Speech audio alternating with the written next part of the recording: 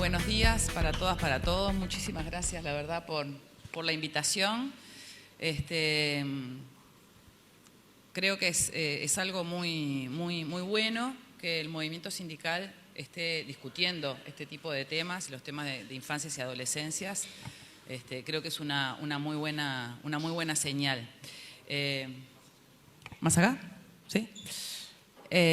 Yo vengo mi nombre es Paula Baliato, vengo de la Plataforma Infancias y Adolescencias del Uruguay, que es una alianza de organizaciones sociales que trabajan en la promoción y defensa de derechos de niños, niñas y adolescentes. Mi organización de referencia es el Abrojo y bueno, ya hace cerca de más de 30 años en realidad que trabajo en estas temáticas, y un poco la idea era compartir con ustedes algunos datos, algunas apreciaciones sobre el sistema de protección social que hoy tenemos y lo que es nuestra agenda de trabajo como organización social, como plataforma.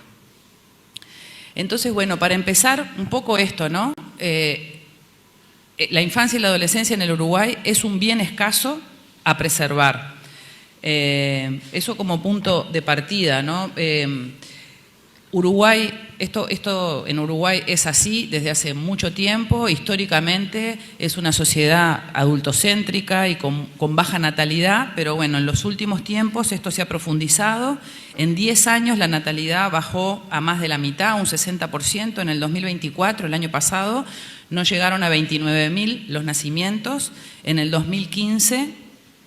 49.000, o sea, en 10 años cerca de 20.000 nacimientos menos. Voy a tirar así algunos datos porque entiendo que después va a haber un economista que seguramente tenga más y mejores datos que los que yo traigo, ¿no? Pero quería dar como una pincelada de lo que es la situación de las infancias y de las adolescencias hoy en algunos campos. En relación a la pobreza, ya sea la pobreza monetaria o la multidimensional, en las infancias y adolescencias es donde esto más impacta, medido por cualquiera de las dos formas. No sé si se llega a ver ahí este cuadro que trae un comparativo con algunas regiones esto fue hecho para otra cosa, entonces acá hay una región del país que falta, pero allí se ve lo que es la pobreza monetaria, la pobreza total, arriba, por ejemplo, para Montevideo, del 13% en hogares y del 10% la pobreza multidimensional, y cuando vamos a las personas menores de 18 años, ese 13 casi que se duplica, es un 25% de la pobreza en hogares que tienen niños y adolescentes a cargo. Y la pobreza multidimensional también, ¿no? Pasa de un 10% a un 19%. Esto que planteaba recién Carolina, ¿no? Que 3 de cada 10 niños son pobres en el Uruguay.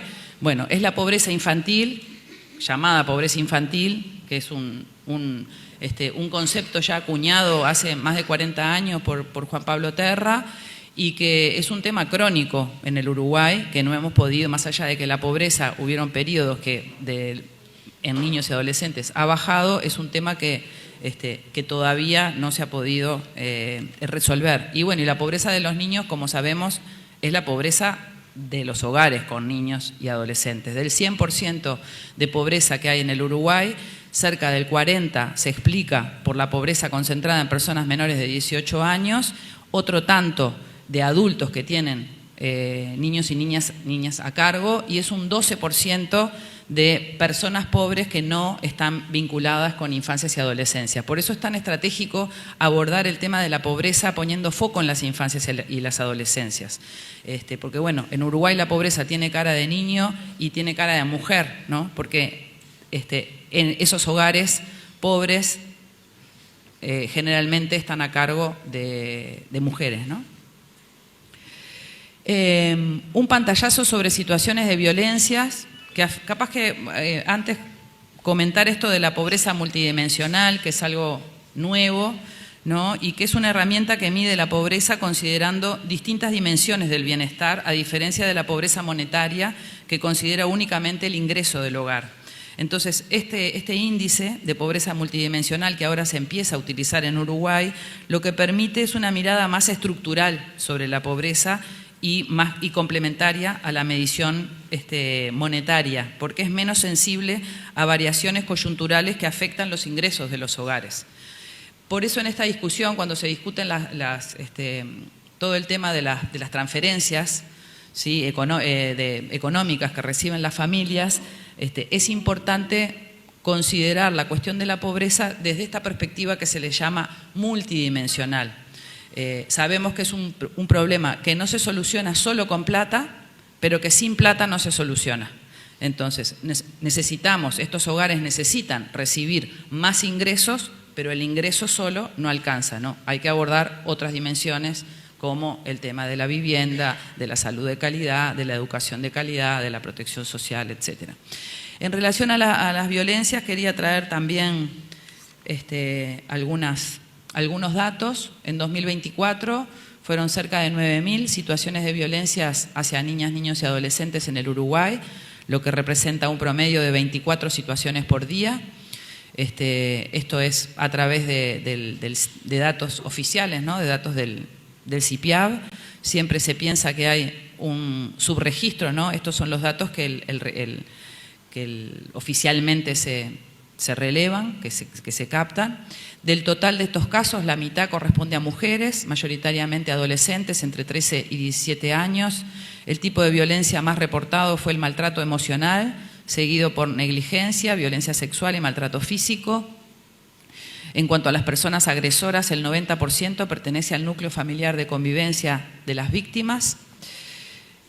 Particularmente en las situaciones de violencia sexual, 3 de cada 4 agresores son familiares o convivientes directos. Entonces, bueno, esto también nos habla del nivel de desprotección también en el que están muchos niños, niñas y adolescentes, que bueno, que el lugar que tendría que ser más seguro muchas veces no lo es. Casi 4 de cada 10 niños de 12 a 14 años fueron sometidos a algún tipo de disciplinamiento violento. UNICEF sacó este año un estudio en relación a esto, a las formas de disciplinamiento y de educación, entre comillas. Casi 4 de cada 10 cuidadores de adolescentes de 15 a 17 años refiere que ha utilizado métodos violentos. Por otra parte, nosotros tenemos casi 8.000 niños y adolescentes institucionalizados. Somos el país de América Latina con un nivel más alto de institucionalización de niños, niñas y adolescentes en un país que no tiene grandes catástrofes climáticas, ¿no?, ni tampoco guerras, ¿no?, que hagan pensar que, bueno, que hay niños que quedan sin familias por motivos de índole de desastres naturales o de otro tipo, ¿no? Y desde mayo del año pasado a noviembre de este año, 34 niños y adolescentes fueron asesinados y 60 fueron heridos de balas en contextos de violencia en territorios. Nosotros desde la plataforma, desde mayo del año pasado, estamos llevando adelante una campaña en redes que es No son balas perdidas, que lo que hacemos es ir contabilizando solamente los datos que aparecen en la prensa de niños o adolescentes muertos o baleados en contextos de violencia territorial, balas perdidas entre comillas. También es justo decir que no existen datos oficiales en relación a esto porque no se mide específicamente y bueno, y eso nos ha permitido también, porque era una noticia, ¿no?, un día y otro también en relación a esto, y dijimos, bueno, vamos a empezar a llevar la cuenta y vamos a visibilizar. El año pasado la campaña fue No son balas perdidas, este año estamos haciendo Sumas que restan como campaña y bueno, y lo que hacemos es publicar, dar a ver cada vez que pasa esta situación. Entonces, en relación a las violencias de tipo doméstica e intrafamiliar, violencia institucional, violencia sexual y violencia territorial, como fenómeno más nuevo, ligado a todo lo que es las economías ilegales y las dinámicas de narcotráfico en los territorios, que bueno, que como ustedes sabrán, está bastante complicado y que también impacta mucho sobre infancias y adolescencias. Hay un tema que no traje acá porque no tenía a mano el dato, pero es la cantidad de niños y adolescentes con sus referentes familiares privados de libertad, lo que es el crecimiento de la población carcelaria, que no ha parado. Ahora tenemos, creo que es 17.000 personas presas, y cómo eso impacta en las familias, en esos niños y adolescentes, porque la cultura de la cárcel desborda la cárcel y llega al territorio y se multiplica. En relación a la educación, la mitad de los jóvenes de 21 y 22 años habían culminado la educación media, el bachillerato, en el 2023, o sea que la otra mitad no. Tenemos un problema, desde el 2008 es obligatoria la educación, los 12 años de educación en el Uruguay. Y bueno, y acá se expresa también la desigualdad, ¿no? Del quintil 1, apenas el 25%, la cuarta parte del quintil 1 culmina la educación media frente al 85% del quintil más rico. En el ciclo básico, el 70%, 3/4 partes de los adolescentes de 17 y 18 años del quintil 1 lo terminaron, frente a la totalidad del quintil 5. Esto es un cuadro de lo que es el porcentaje del gasto público social destinado a cada tramo de edad desde el 2016 en adelante. Y bueno, y acá lo amarillo, lo más oscuro, es la población de 0 a 17 años, lo que le sigue es la población de 17 a 59 años y lo más claro es la población de 60 años y más. Y como se ve, bueno, lo que explica allá arriba son las jubilaciones, ¿no? El grueso. Pero bueno, lo que vemos también un poco es el desbalance en términos del gasto público social distribuido por tramos etarios, ¿no? Y un comportamiento similar del 2016 hasta ahora, más o menos, se ha mantenido siempre en el mismo rango. Y este cuadro lo que trae, también como para mostrar, es el gasto mensual per cápita según edad. Y los colores, que no sé si se llegan a apreciar, el color más oscuro, el azul ese más oscuro, es seguridad social. Después lo sigue el verdecito, de acá, esto es salud. Este otro es educación, el celeste más claro. Bueno, vivienda, agua y saneamiento, y cultura y no convencional. Entonces, y este rango, este eje, son las edades. Entonces, bueno, lo que se ve acá, ¿no?, es la proporción del gasto según las edades y en qué. Naturalmente o de manera esperable hay un pico un poquito más alto en los primeros años de la vida en educación, y está todo esto, ¿no?, después de los 60 en adelante, que son jubilaciones.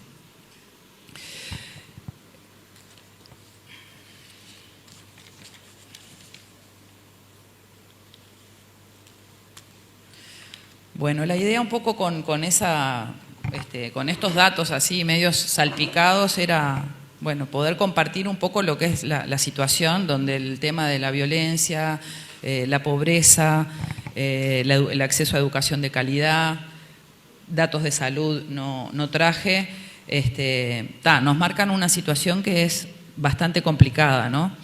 Para cualquier país, la calidad del desarrollo de las infancias impacta en la calidad del desarrollo del país en su conjunto. Me interesaba también traer la perspectiva del sistema de protección social o de bienestar. Bárbaro, gracias.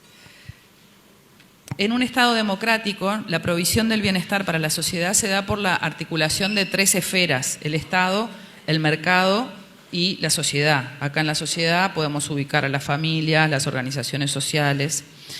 Entonces, es importante para nosotros que como sociedad demos un debate amplio de cómo se debe dar esa protección social y ese bienestar. O sea, cuánto de Estado, cuánto de mercado y cuánto de familias necesitamos para garantizar derechos y para generar protección. Y es preciso avanzar hacia una sociedad democrática donde la cuna no siga determinando el futuro de las personas, ¿no? Y todavía tenemos un sistema donde uno nace es altamente probable que uno muera y el lugar azaroso de nacimiento determina absolutamente la vida. ¿Cómo mirar esto con perspectiva de derechos? Y acá me interesaba traer un poco la perspectiva de cuando hablamos de derechos humanos, de niños, niñas y adolescentes, de qué hablamos, y me interesaba traer un poco lo que es la Convención de los Derechos del Niño, que fue, como algunos especialistas dicen, que fue la Revolución Francesa que le llegó 200 años más tarde a niñas, niños y adolescentes. La Convención es el Tratado de Derechos Humanos específico para niños, niñas y adolescentes. Las Naciones Unidas lo aprueban en 1989, Uruguay lo ratifica en 1990, ya hace 35 años que lo ratificamos, y lo que viene a traer la Convención es una perspectiva de derechos para pensar los temas de infancias y adolescencias, ¿no? Y un cambio de paradigma. Acá en la tabla está un poco planteado, ¿no? Se incorporan a la ciudadanía un conjunto de población, que son las personas menores de 18 años, que antes no eran considerados sujetos de derechos. Entonces, con la Convención, los niños y niñas pasaron de ser objetos de intervención a ser sujetos de derechos. La doctrina que había previa con los menores, ¿no? Y no con los niños y niñas, se le llama la doctrina de la situación irregular. Situación irregular se le llamaba porque, bueno, había una normalidad y había un grupo de niños que se desviaba de esa normalidad, o porque eran abandonados o porque eran delincuentes. Pero entonces las leyes, lo que era el viejo código del menor, que después pasó a ser el código del niño, niña y adolescente, era una ley pensada para esos objetos de intervención y para esos sujetos irregulares, los que se desviaban de la norma. Entonces, de esa doctrina de la situación irregular pasamos a una doctrina que se llama de la protección integral. De un formato más de patronatos de la infancia, los consejos del niño, ¿sí? Los INAME, los consejos del niño, los INAME, todavía no pasamos, que es lo que un poco a traer después en el intercambio, o lo que plantea la Convención, es que esa idea de esos patronatos pasan ahora a ser modelos de intervención basados en políticas sociales, planificadas, integrales, etcétera, ¿no? Entonces se pasa de un paradigma de la compasión y la represión, ¿no? Compasión por aquellos niños abandonados, represión por aquellos niños que representan un peligro para la sociedad, a un paradigma que nos plantea la promoción de derechos y la protección en caso de los derechos vulnerados. Esto es muy importante porque después tiene implicancias en la vida cotidiana y en la cultura de las instituciones, obviamente en las leyes. Este nuevo paradigma tuvo desde 1990 hasta 2014, fíjense que nosotros demoramos 14 años como sociedad en adecuar nuestra legislación a este nuevo paradigma, y eso pasó en todo el continente, o sea, no es algo únicamente de Uruguay, porque es como un nuevo paradigma que se impone, ¿no? Y más o menos los países de América Latina en esos años, en los 2000, van adecuando sus legislaciones internas a este nuevo paradigma. Y ahora, desde el 2004, para acá, estamos en un proceso de poder adecuar las instituciones a este nuevo paradigma. Todavía hay como una incorporación en el discurso, un discurso de derechos, pero todavía tenemos una institucionalidad muy tutelar, centrada muchas veces, no sé si les suena en esto de la compasión-represión más que en la promoción de derechos. Y pensar que los niños y adolescentes tienen derechos cambia los roles completamente, porque cuando hay derechos en una democracia tiene que haber garantías, y quien es garante de esos derechos es el Estado.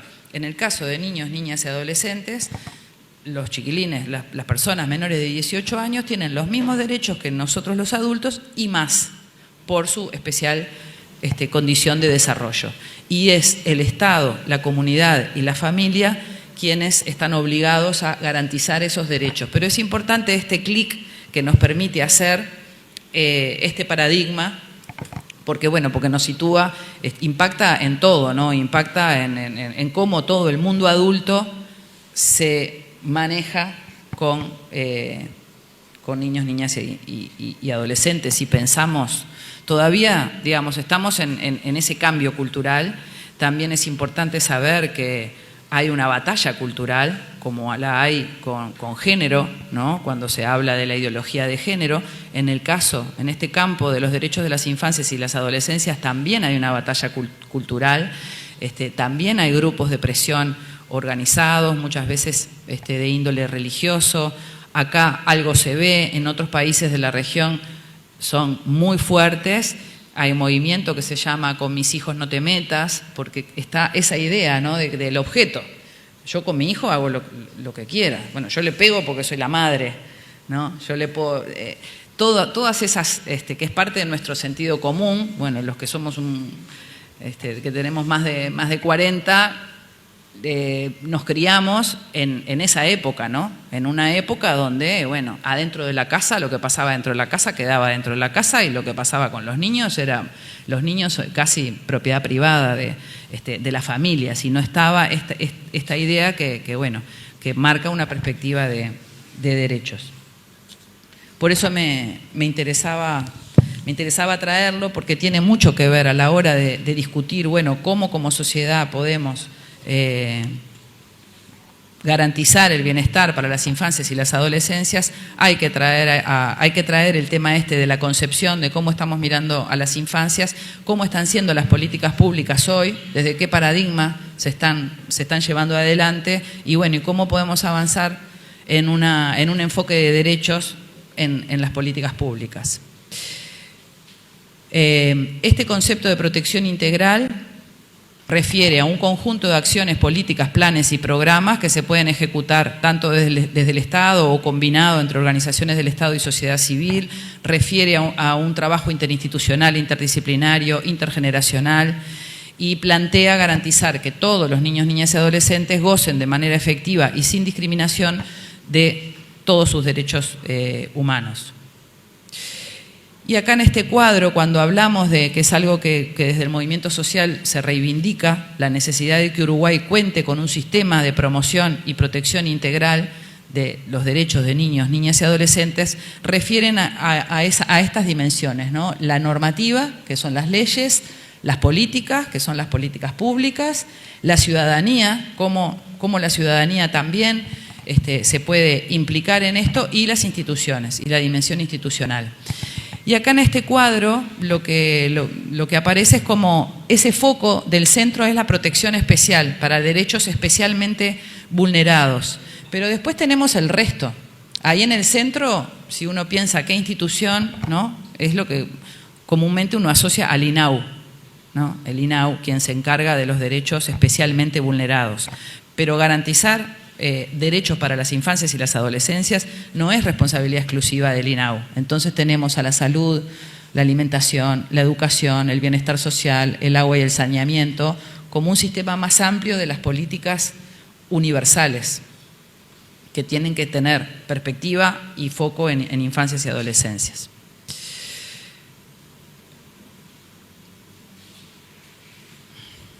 Me voy a saltear, porque no sé cómo estoy de tiempo. ¿Estoy bien? ¿Vamos bien? Entonces voy para atrás. Sí, vamos bien. No, acá un poco lo que nosotros estamos planteando como recomendaciones o qué cosas tenemos que tener en cuenta para tener un sistema de promoción y protección integral para las infancias. Es necesario ubicar a la niñez y adolescencia en el centro de las políticas públicas, tener una coordinación intersectorial e interdisciplinaria visible y efectiva de todo el sistema a nivel nacional y local. Nosotros hasta el día de hoy tenemos un sistema muy fragmentado. Hay una ley que se votó el año pasado, que fue la ley Gapia, más conocida como la ley impulsada por Lustenberg, ley de garantías. Gapia, la sigla es Garantías para la Primera Infancia, Infancia y Adolescencia, que lo que establece es un gabinete de la máxima jerarquía, un gabinete de infancia y adolescencia, establece también para que articule. Hoy la articulación queda librada a la voluntad política del gobierno de turno o de los ministros de turno. No hay nada que obligue a los ministros, a las autoridades a articular. Y nosotros desde la sociedad, para poder avanzar en derechos y avanzar en propuestas más integrales, lo que necesitamos es que eso esté garantizado por ley. Siempre decimos, ¿no? Las leyes no cambian la realidad, pero traccionan, impulsan. Por eso también cuando vino la convención al Uruguay, ¿no? Lo que se decía, no, eso es para Europa, no es para acá, ¿no? Cuando se discutía la adecuación de nuestra normativa. Eso no es para nosotros, no es para nuestra sociedad. Y bueno, y por eso es importante que las leyes no tienen que ser espejo de la realidad. Las leyes tienen que, de algún modo, ser la utopía, el lugar a donde queremos llegar para poder traccionar a la realidad hacia ese lugar. Asignar el máximo de los recursos económicos, humanos y materiales, teniendo como consideración siempre el interés superior de la niñez y la adolescencia, y promover la participación efectiva y sustantiva del gobierno, de la sociedad, de las organizaciones sociales y también de niños, niñas y adolescentes.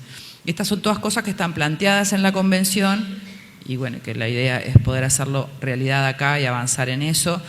Formación de recursos humanos y producción de conocimientos también desde esta perspectiva. Y implementar un sistema integral de información, monitoreo y evaluación que permita hacer un seguimiento de las políticas. Hoy hay mucha fragmentación de vuelta, muchas dificultades para poder hacer seguimiento de cómo están nuestros niños y adolescentes, cómo están siendo las políticas, si están siendo efectivas o no. Entonces lo que nos pasa es que de repente viene un gobierno, pone un programa, se va el gobierno, baja ese programa, viene otro, pone otro programa, y así. Si repasamos, porque algunos fueron públicos, ¿no? Por ejemplo, no sé, en la educación estuvo compromiso educativo, aulas comunitarias, distintos programas que aparecen muchas veces como reactivos, ¿no? Como impulsos, piloto, que después no se evalúa y muere y vuelvan a hacer otro. Y eso, bueno, nos impide seguir acumulando. Siempre decimos nosotros que en este tema hay que prender la luz larga, porque las transformaciones que requerimos como país y como sociedad para atender la situación de la infancia y la adolescencia va más allá de 5 años. Entonces se requiere un consenso social amplio, un acuerdo interpartidario, pero un respaldo también de la sociedad para marcarnos ciertos pisos. Nosotros decimos la Convención de los Derechos del Niño tiene que ser el piso, no el techo. De ahí para arriba, de un piso de bienestar que garantice los derechos humanos para todos y todas, y de ahí para arriba. Y bueno, y acá está un poco lo que es nuestra agenda como movimiento social, que nosotros el año pasado, en el marco de la campaña electoral, hicimos un ciclo de diálogo interpartidario, convocamos a todos los partidos políticos para dialogar sobre estos temas. También muchas veces, porque los temas de infancia, como que por esto del paradigma que les contaba antes, son como temas menores, ¿no? Como que no importan mucho o no importaban mucho. Entonces, en las universidades no hay formación específica, en los partidos políticos no son temas de relevancia o que estén en la agenda, muchas veces no por mala intención, sino por adultocentrismo nomás, por esa cuestión más cultural. Y bueno, y por eso hicimos ese ciclo que fue bien interesante. Discutimos sobre 3 temas, le presentamos nuestra agenda, que es la que les voy a compartir ahora, y después hicimos 3 reuniones específicas, una sobre pobreza y desigualdad, con propuestas, otra sobre violencias, las distintas formas de violencias, y la tercera sobre la institucionalidad y las reformas que nos parece que a nivel institucional hay que generar. Para nosotros la agenda de este periodo, las políticas públicas para las infancias y las adolescencias en este periodo tienen que contar con integralidad, intersectorialidad, interseccionalidad, o sea, considerar las infancias y las adolescencias en su pluralidad, ¿no? Con la perspectiva de género, de raza, de diversidad funcional, etcétera. Universalidad, todos los derechos para todos los niños. Territorialidad, hay que pensar también de abajo para arriba y no de arriba para abajo. Lo que pasa con los niños en Bella Unión es muy diferente que lo que pasa con los niños en Maldonado, entonces no podemos tener una raviolera de políticas sociales todas iguales y programas todos iguales para todos los lugares del país. Participación ciudadana, porque tiene que haber un Estado, ¿no?, garante y responsable, pero no todo lo resuelve el gobierno, ¿no?, ni el Estado. Necesitamos organizaciones sociales y participación ciudadana fuerte. Presupuesto, sin presupuesto no hay, ¿no? Los niños tienen que estar en la escuela, pero antes tienen que estar en el presupuesto. Legitimación social, que es un poco, va acompañado de la participación, y perspectiva de derechos, que es lo que planteaba al inicio. Y acá nosotros tenemos 10 puntos, que bueno, uno es erradicar la indigencia, abatir la pobreza. El segundo es el derecho a garantizar una educación de calidad. 3, la salud integral. 4, el abordaje de las distintas formas de violencias. 5, garantizar el derecho de niños, niñas y adolescentes a vivir en familias y en entornos comunitarios. Esto que les contaba antes de lo que es el cuidado en instituciones, también es una idea heredada del otro paradigma, ¿no? Es parte de nuestro sentido común que cuando un niño no es bien cuidado o no puede ser bien cuidado en su familia, lo mejor es meterlo en una institución. Hoy esa idea está desterrada y hay evidencia internacional y nacional suficiente que indica los daños que genera la violencia institucional. El mejor de los hogares institucionales igual genera violencia porque hace crecer a la persona apartada de la comunidad y de una familia. Por eso se habla de que es necesario avanzar en un sistema de protección de base familiar y comunitaria. Eso no quiere decir, hay veces que lamentablemente los niños no pueden estar con sus familias biológicas, porque esas familias biológicas no tienen las posibilidades de cuidar de la manera que se precisa. Pero eso no significa que los cuidados tengan que ser institucionales. Uruguay, lo que pasa, bueno, somos el país que tiene más niños internados, somos el país que tiene más personas presas, o sea, tenemos esa cuestión de encerrar los problemas adentro de las instituciones y no resolverlos de manera social y comunitaria. Promover políticas de cuidado con equidad de género, garantizar el derecho a la participación infantil y adolescente, democratizar lo que es el acceso a la justicia y profundizar la perspectiva de derechos en lo que es el sistema penal juvenil, promover el acceso a la cultura y a la producción cultural y crear un sistema de promoción y protección integral de infancias y adolescencias, como una institucionalidad que garantice esto que hablaba antes, la universalidad en el goce de los derechos, la accesibilidad territorial y un presupuesto con perspectiva de infancia. Y bueno, y cada uno de estos puntos tenemos, que las voy a mencionar medio rapidito, en cada punto tenemos propuestas que fueron las que le fuimos haciendo a los partidos políticos en relación a la indigencia y la pobreza. En todos los puntos nos parece que hay que tener metas quinquenales, que es lo que nosotros le estamos reclamando al gobierno. En abril fuimos recibidos por el presidente de la República y ahí le planteábamos, bueno, la necesidad de que se declarara una emergencia nacional en torno a la situación de las infancias y las adolescencias y que se genere un plan nacional con metas. Considerar la pobreza en su multidimensionalidad, abordar la emergencia habitacional que tienen familias con niños, niñas y adolescentes. Nosotros estamos muy cerca de la población que está más caída del mapa y realmente conmueve, indigna mucho la situación de cientos, de miles de familias con niños y adolescentes a cargo. La emergencia habitacional es tremenda. Planteamos que haya un plan de trabajo integral orientado a familias con atención en las áreas de alimentación, ingresos económicos, vivienda y hábitat. Fortalecer y optimizar las transferencias, esto es parte de lo que estamos discutiendo con los compañeros en el marco del diálogo social.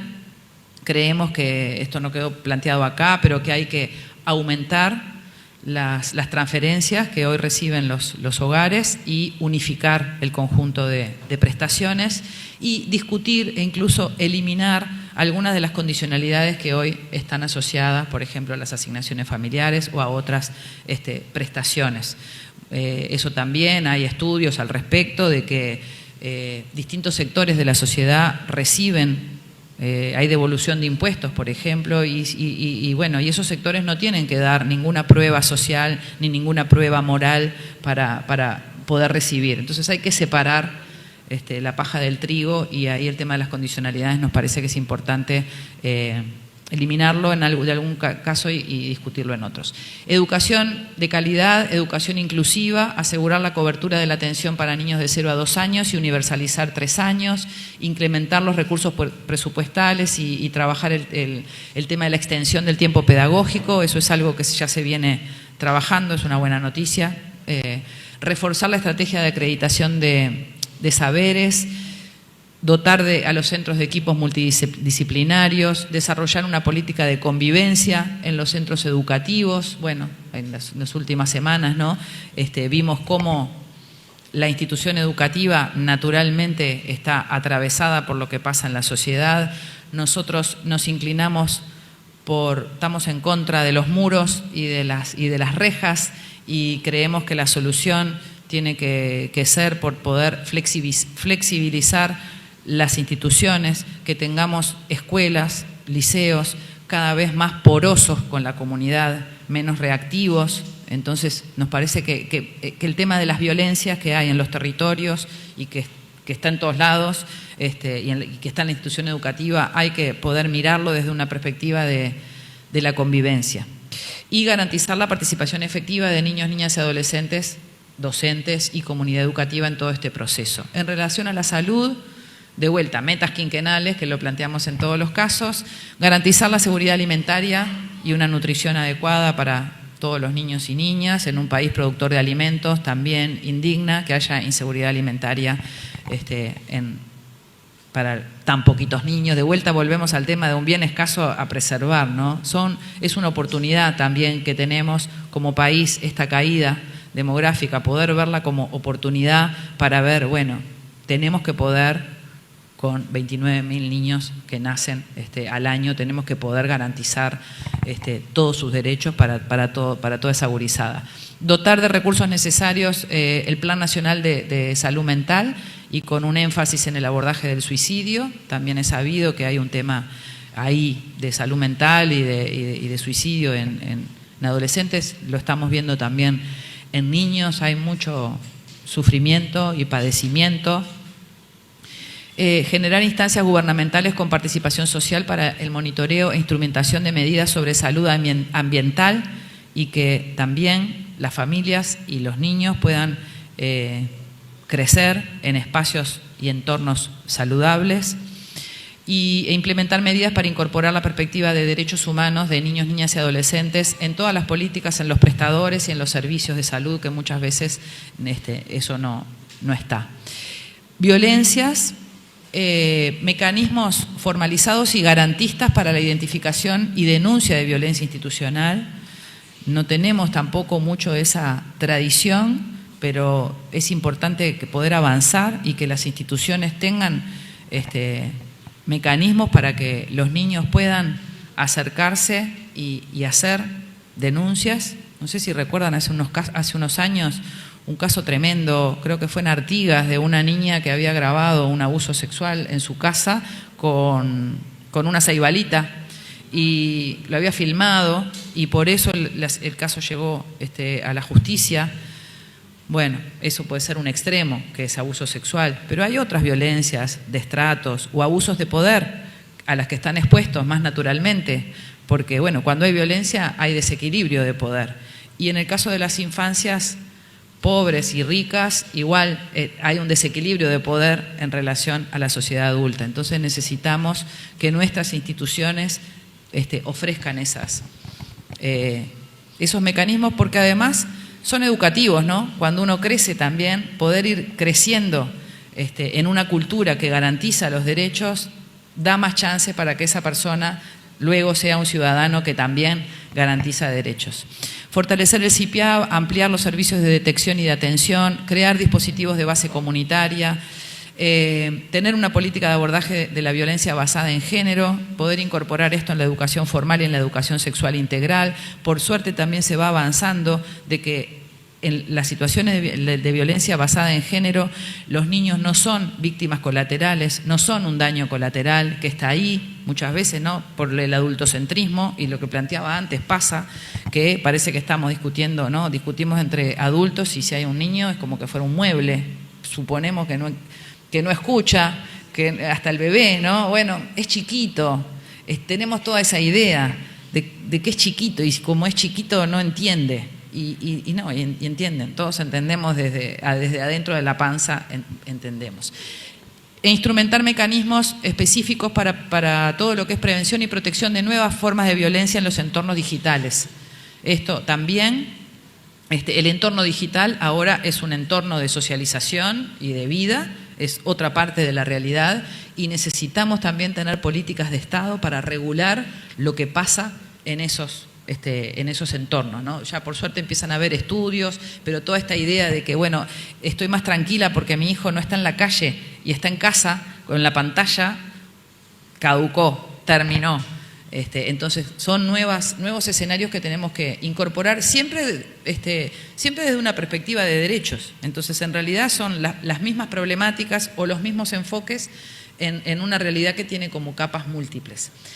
El derecho a vivir en familia, diseñar políticas y programas de apoyo para fortalecer las capacidades familiares. Hubo un estudio de UNICEF hace unos años que casi que la mitad de los niños que están internados en el INAU, la causal principal es la pobreza de las familias.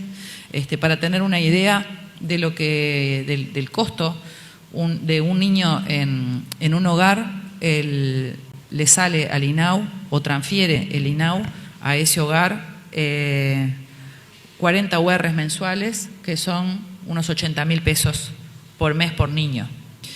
Siempre el modelo institucional es un modelo más caro desde todo punto de vista, desde el punto de vista económico y de todo el resto que hoy les mencionaba, ¿no? Entonces necesitamos eso, un sistema de protección de base familiar y comunitaria, diverso, y bueno, y los recursos que hay, que si son pocos, poder ver cómo se pueden, como decía hoy, no se arregla solo con plata, pero quizá esa familia, si recibe capaz que no 80, pero capaz que recibe 30 o recibe 40 y recibe un acompañamiento técnico y ese niño puede seguir siendo criado en su contexto. Avanzar en la normativa relativa a la desinternación, garantizar la participación de los niños y establecer campañas comunicacionales de sensibilización. En políticas de cuidado, garantizar la inclusión del derecho a los cuidados en las políticas destinadas a niños, niñas y adolescentes, ampliar la cobertura en los programas de asistentes personales y facilitadores de autonomía, avanzar en todo el tema de licencias parentales, ¿no? Y compatibilizar todo el tema cuidados y trabajo, trabajar en relación a las pautas de crianzas igualitarias y también el tema de las campañas comunicacionales. En relación a garantizar el derecho a la participación, planteamos la necesidad de crear una estrategia nacional de participación infantil y adolescente, tendiente a que las estructuras de los distintos niveles de gobierno cuenten con espacio de participación. Algunos lo tienen, por ejemplo el INAU, capaz que escucharon hablar del CAC, que es el Consejo Asesor Consultivo, tiene un consejo integrado por niños y adolescentes de todo el país, con delegados por departamento. Ahora la ANEP largó la Comisión de Participación y Convivencia y retomó esa idea de los delegados. Bueno, empiezan a haber movimientos. Garantizar la libertad de expresión y la libertad de asociación de niños, niñas y adolescentes. La libertad de expresión, vieron que no es solo la posibilidad de decir, sino también la posibilidad de recibir información diversa. Bueno, estamos ahora en unos días donde la libertad de expresión está un poco en cuestión con la pérdida de algunos medios y bueno, y favorecer la cultura de la participación. Justicia, necesitamos una justicia amiga de las infancias y las adolescencias. Esto sería para tema de otro encuentro, pero la cantidad de situaciones judicializadas que hay es un disparate. pensamos que la justicia puede resolver problemáticas sociales, entonces hay muchos niños y muchas familias que están en un ping-pong de derivación porque el ámbito de lo social llega a un punto que dice yo hasta acá llegué, no sé, que resuelva el juez, y el juez no tiene muchos elementos, no está formado tampoco muchas veces en infancias y adolescencias, y el juez dice pase a INAU, y INAU se lo había devuelto. Entonces hay que generar, también entre las organizaciones estamos tratando de generar una reflexión crítica de la excesiva judicialización de situaciones, ¿no? Bueno, garantizar la participación, necesitamos fortalecer la defensoría de niños y adolescentes. Muchas veces el abogado defensor aparece como ausente y es una figura a la que no le reclamamos cuando pensamos en esa cantidad de niños internados que pasan su infancia ahí en los hogares. Esos niños todos tienen un abogado defensor. Entonces, muchas veces también en la opinión pública, que está bien, vamos hacia el INAU, ¿no? Y reclamamos al INAU, tenemos que reclamarle al INAU. Pero el Poder Judicial es un actor muy importante, que juega un papel muy importante para justamente hacer un seguimiento y garantizar los derechos de los niños, niñas y adolescentes, ¿no? Y bueno, sería medio impensable que uno cuando contrata a un abogado, ese abogado tome una resolución que va contra el interés de su cliente. En este caso, bueno, necesitamos fortalecer la defensoría pública, ¿no? También fortalecer técnicamente y presupuestalmente la Fiscalía, garantizar que en ninguno de los centros donde se cumplen medidas privativas de libertad se produzcan vulneraciones de derechos. Ha venido haciendo un trabajo muy importante el mecanismo contra la tortura que funciona en la Institución Nacional de Derechos Humanos, que ellos hacen un seguimiento muy cercano de todas estas situaciones y eso está bueno. Revisar algunos impactos de la LUC en el sistema penal juvenil, derogar la ley de tenencia compartida, que significó un retroceso y una pérdida de garantías para muchos niños, niñas y adolescentes que son expuestos a revinculaciones a entornos que no son de cuidado para ellos. Fortalecer el desarrollo de medidas no privativas de libertad para los adolescentes y disminuir el tiempo de encierro de adolescentes que están privados de libertad en todo el país y avanzar en medidas de justicia restaurativa. Cultura, producción cultural, deporte. No tenemos una política cultural para las infancias y las adolescencias. Necesitamos generar una política de promoción para que se acceda a la cultura y también para producción cultural de niños y adolescentes mediante distintos dispositivos, ¿no? de propuestas culturales y artísticas, lectura, cine, teatro, danza. Hay, por suerte, cada vez hay más, uno ve que hay más, pero bueno, necesitamos una política pública que no quede librado al talento o del chiquilín o a la iniciativa de la familia. Garantizar el acceso a la recreación y el deporte, garantizar los derechos comunicacionales de niños, niñas y adolescentes e implementar medidas de protección y de promoción en los medios de comunicación.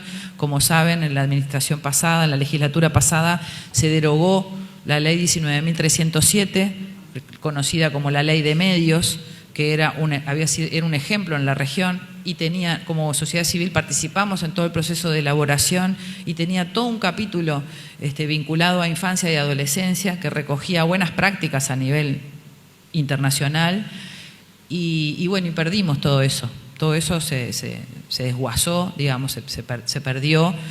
Quedaron algunos puntos en lo que es la nueva ley de medios, pero bueno, todo lo que es participación social de adultos también, en la nueva ley se perdió, bueno, e involucrar a los distintos niveles de gobierno en estas políticas de acceso a la cultura. Y por último, y ya cierro, en lo que es la institucionalidad y la gobernanza, estamos convencidos que las instituciones que tenemos son parte del problema y no de la solución, y que necesitamos readecuar la institucionalidad, o sea que no contamos como país con la institucionalidad que requieren las infancias y las adolescencias. Por eso estamos planteando crear un sistema nacional de promoción y protección integral conformado por un gabinete interministerial de la más alta jerarquía política y liderado por una secretaría. Esta idea estaba un poco previo a la ley Gapia, ahora, no sé, tenemos una esperanza que se pueda reglamentar esa ley y ver si eso puede ser un ámbito interinstitucional. Necesitamos una institucionalidad que garantice la universalidad, la accesibilidad territorial y la interseccionalidad. Ese órgano rector tiene que tener el presupuesto necesario para funcionar. Planteamos crear unidades especializadas de infancia y adolescencia en todos los ministerios. Algunos lo tienen, el Ministerio de Salud Pública lo tiene, pero otros no. Y nos parece importante porque todas las políticas impactan en las infancias. Entonces el Ministerio de Turismo tiene que ver transversalmente cómo, el Ministerio de Trabajo, el Ministerio de Ambiente, el Ministerio de Vivienda y así. Discutir la separación de la función de la rectoría de la ejecución en el INAU. Bueno, hay necesidad de poder reformar la ley orgánica, pero nos parece que esa discusión hay que darla, del mismo modo que se hizo con la salud en su momento, porque bueno, de algún modo el INAU es juez y parte, ¿no? Es rector, pero a la vez es ejecutor de política. Definir un presupuesto estatal global con perspectiva de derechos de niños, niñas y adolescentes, que esté protegido normativamente por los principios de no regresividad y progresividad, ¿no? Aquello que se logra, bueno, no ir para atrás. Crear una defensoría de las infancias y las adolescencias, algo parecido está en la vuelta, habrán escuchado hablar del proyecto del comisionado parlamentario que impulsa Blanca Rodríguez. Crear un observatorio de derechos de las infancias y las adolescencias estatal, que participe el Instituto Nacional de Estadística y la Universidad de la República. Poder crear un fondo para la innovación social en materia de infancias y adolescencias. Necesitamos más políticas, pero nuevas políticas. E incorporar la formación en derechos de niños, niñas y adolescentes en las formaciones terciarias y universitarias. Equipo de representación de las y los trabajadores en BPS, PIT-CNT.